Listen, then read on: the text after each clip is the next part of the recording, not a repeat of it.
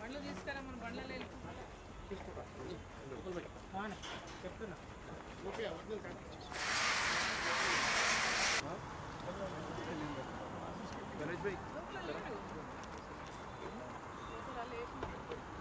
దానికోసం 10 నిమిషాలు మరి వన్ సైడెడ్గా వచ్చింది 2 నిమిషాలు చెప్పేసి 2 నిమిషాలు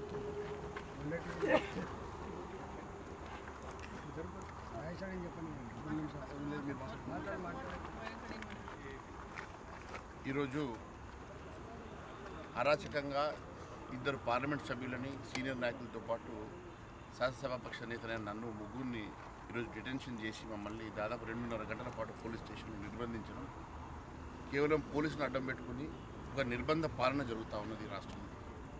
కేవలం రేవంత్ రెడ్డి గారు మొన్నటి వరకు పిసిసి అధ్యక్షుడిగా ఫార్మాసిటీని రద్దు చేస్తానని చెప్పి ప్రగల్భాలు పలికినటువంటి వ్యక్తి ఈరోజు అవే 14,000 ఎకరాల భూమిలో ఇలాంటి ఇండస్ట్రీస్ పెడతా అని చెప్పుకున్నటువంటి వ్యక్తి మళ్ళీ మాట మార్చి కొడంగల్ లాంటి ప్రాంతంలో కూడా ఈరోజు ల్యాండ్ అక్విజిషన్ చేయడానికి ప్రజా వ్యతిరేకంగా రైతులు వ్యతిరేకంగా ఈరోజు చేస్తున్నటువంటి ఈ చర్యను తిరగబడ్డటువంటి రైతుల్ని అరాచకంగా కేసులు పెట్టి కొట్టించి వాళ్ళను ఒక గిరిజన బిడ్డలను సైతం చూడకుండా అరాచకంగా పోలీసుల చేత కొట్టించినటువంటి రేవంత్ రెడ్డి గారు మరి ఈరోజు ఫార్మాసిటీ వెనుక లంకె బిందెలు ఉన్నాయని వెళ్తున్నారా?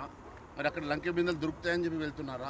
దేనికోసం మీరు ఫార్మాసిటీ కోసం రైతుల్ని కాదని ప్రజల్ని కాదని ప్రజా వ్యతిరేక విధానాన్ని మీరు అవలంబిస్తున్నారో తెలియాల్సిన అవసరం ఉన్నది. ఈ రాష్ట్రం కేవలం ఒక కరప్షన్ అడ్డాగా మారి తెలంగాణ రాష్ట్రం నుంచి ఢిల్లీకి మూటలు పంపడానికో ముడుపులు ముట్టించడానికో ఈరోజు చేస్తున్నటువంటి అరాచకాలు అన్నీ కావు. ఎక్కడ ఏ కార్యక్రమం చేపట్టినా ఈరోజు కేవలం లంకె బిందెల కోసమే పనిచేస్తున్నట్టుగా రేవంత్ రెడ్డి గారు పనిచేస్తూ ఉన్నారు. ఈరోజు కేవలం ఆ ప్రాంతాన్ని సందర్శించడానికి వెళ్తున్నటువంటి మమ్మల్ని ఈరోజు డిటెన్షన్ చేసి 2.5 గంటల పాటు పోలీస్ స్టేషన్లో నిర్బంధించినటువంటి ఆయన మరి పాలన చూస్తూ ఉంటే ఇది కేవలం అరాచకమైనటువంటి నిర్బంధ పాలనగా మేము భావిస్తూ ఉన్నాం. ఈరోజు రేవంత్ రెడ్డి గారు ఈ రకంగా ఒక గిరిజన బిడ్డల మీద అరాచకంగా లాఠీలతోటి కొట్టించినటువంటి వ్యక్తి మీద అట్రాసిటీ కేసు ఎందుకు బుక్ చేయకూడదు? ఖచ్చితంగా వారి మీద అట్రాసిటీ కేసు బుక్ చేసి రేవంత్ రెడ్డి అరెస్ట్ చేయాల్సిందిగా భారతీయ జనతా పార్టీ తరఫున మేము డిమాండ్ చేస్తాం.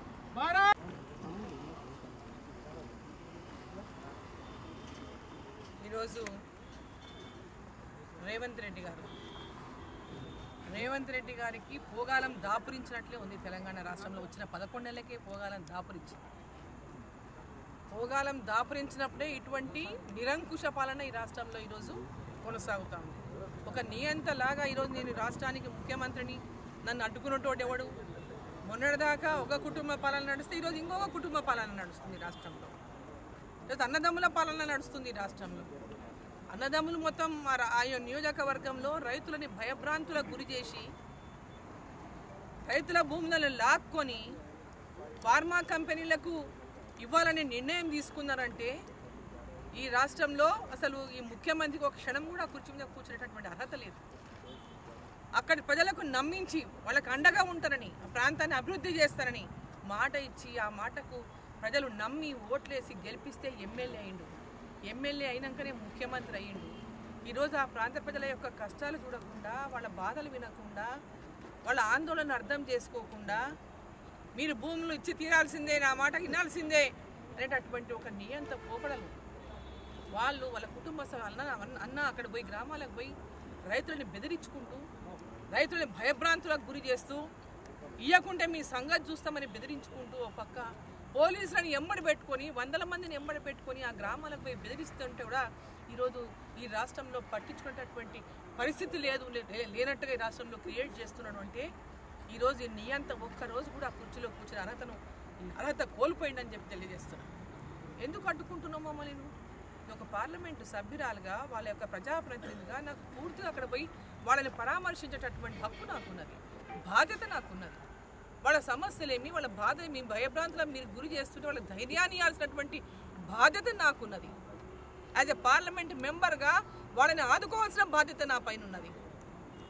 ఒక కలెక్టర్ పైన దాడి జరిగిందనో, ఒక అధికారి పైన ఇది జరిగిందనో సాకు చూపి వాళ్ళ భూములు గుంజుకోవాలని చూస్తున్నాను. ఈరోజు ఫార్మసీ వాళ్ళకి ఎందుకు ఫార్మసీకి నువ్వు భూములు ఇవ్వాలా?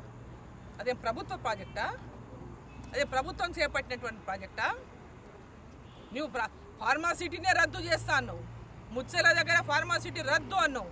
4 రోజులకే ఫార్మాసిటీ ముద్దు అన్నావు. మరి అక్కడెందుకు ఇస్తలేవు వీళ్ళకు? ఎందుకు ఆ గ్రామాల్లో పచ్చటి పొలాల్లో ఎందుకు ఈ విషం జిమ్మాలని చూస్తున్నాను? ఆ పచ్చటి పొలాల్లో ఎందుకు వాళ్ళు ఫార్మా యొక్క విషాన్ని మింగాలని చూస్తున్నాను? వాళ్ళు ఆ విషయంలో వాళ్ళు బతకాలని చూస్తున్నాను. ఎందుకు ఆ రైతుల యొక్క ప్రాణాలను హరించాలని చూస్తున్నాను? వాళ్ళ హక్కులను వాళ్ళు ఎస్టీలు, ఎస్సీలు, బీసీలు కడు బీదవారు ఆ గ్రామాల్లో ఉన్నారు. 1 ఎకరా, 2 ఎకరాలు, 3 ఎకరాలు, 4 ఎకరాల కంటే మించిన వాళ్ళు ఎవరు లేరు అక్కడ. బీదవాళ్ళు కడు బీదవాళ్ళు. అటువంటి బీదవాళ్ళ ఉసురు కొట్టుకోకుండా ముఖ్యమంత్రి గారు ఎంబడే మీ నిర్ణయాన్ని మార్చుకోండి. ఎంబడే మీరు పెట్టిన అక్రమ కేసులను విరమించుకోండి. అక్రమ కేసులను వెంబడే విరమించుకొని వాళ్ళని జైలు నుంచి బేషరతుగా విడుదల చేయండి. ఈ విధమైనటువంటి కట్టడి చేసి పోలీసులను పెట్టి నన్ను ముఖ్యంగా నన్ను పార్లమెంటు సభ్యుడు ఈటెల రాజేందర్ గారు, అదేవిధంగా ప్రతిపక్ష నాయకుడు అసెంబ్లీలో మహేశ్వర్ రెడ్డి గారు, అందరికీ బాధ్యత ఉంది. ఈ రాష్ట్రంలో భారతీయ జనతా పార్టీ ప్రజల పక్షాన పోరాడేటువంటి హక్కు మాకు ఇచ్చిన ప్రజలు. ఆ బాధ్యత మా పైన ఉంది. ఎందుకంటే భయం నీకు? అక్కడికి మేము వెళ్తే నీకు ఏమైపోతుందని భయం నీకు? వాళ్ళ దగ్గర ఒకనాడన్నా నువ్వు పోయినావా? ఆ గ్రామాల్లో రైతులను ఒకనాడన్నా నువ్వు బలకరించినావా? వాళ్ళ బాధలు అడిగినావాను? ఈరోజు ఈ నిరంకుశ పాలనకు చరమగీతం పాడాల్సినటువంటి సమయం ప్రజలే నిర్ణయిస్తారు. ఆ సమయం ఏదైతే 10 ఏళ్ళు ఏలి ఈ రాష్ట్రాన్ని ప్రజల వ్యతిరేకతను మూటగట్టుకొని పోయినటువంటి ప్రభుత్వాన్ని చూసి ఈరోజు 11 నెలలకే ఊర్లా మీ యొక్క ప్రభుత్వం మీద వ్యతిరేకతను ఈరోజు ప్రజలు కండ్లారా మీరు చూసుకుంటూ కూడా ఈరోజు ఇటువంటి పరిస్థితులను ఈ రాష్ట్రంలో తేవడం చూస్తుంటే మీకు పోగాలం దాపురిచ్చింది, పోయే కాలం దగ్గర పడిందని చెప్పి తెలియజేస్తాడు.